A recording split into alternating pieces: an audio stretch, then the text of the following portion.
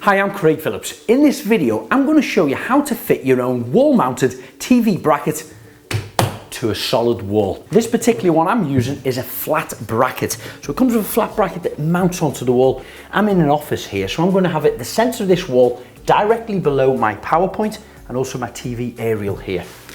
So I'm going to start by placing it into position, get myself a spirit level, checking that it's perfectly level where I want it, and then taking my pencil and I'm going to draw 4 marks in the actual holes in the back of the bracket. Now it's advisable before you start drilling into any walls to check that there's no cables or pipes behind the plasterwork. I'm using a wire detector. By passing this across the area you're about to drill, it'll indicate if there are any cables, pipes or anything behind there that you don't want to drill into. The alarm will go off and the red lights will show up. I'm going to drill my holes to start with a 6mm drill piece as a pilot hole using a hammer action drill. And then once that's drilled, I'll use a 10mm one and make it wider for the plugs.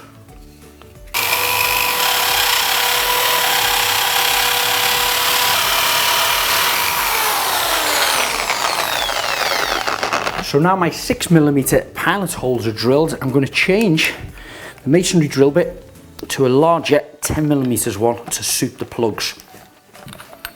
Now the reason I do this is, if you try to start to drill a solid wall like this with a large 10mm drill bit, it sometimes has a tendency of veering off a fraction.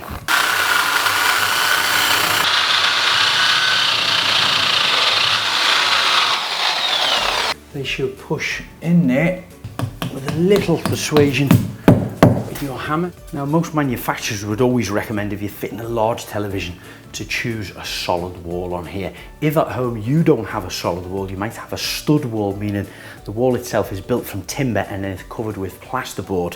What you don't want to be doing is fitting these brackets to the plasterboard itself, as the board won't be strong enough to actually take the weight of a television.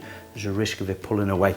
So you can actually use, again, a detector, find the stud work along there and make sure that the stud work are wide enough to put your brackets, the bridge across them, and get a good fixing through your bracket into the stud work, and then the stud work will be strong enough to take your bracket and your TV, of course.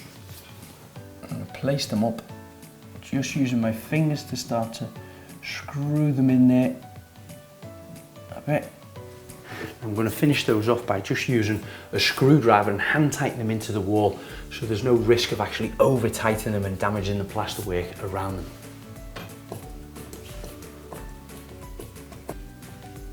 So that's the 4 screws now firmly driven in nice and tight to the wall. That bracket now is solid on there.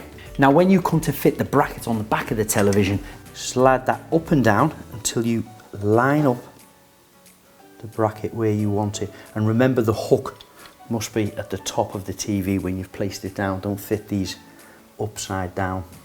Again, hand screwdriver. I wouldn't recommend using your cordless screwdriver on this, because you don't want to over tighten them and cross or wear that thread out.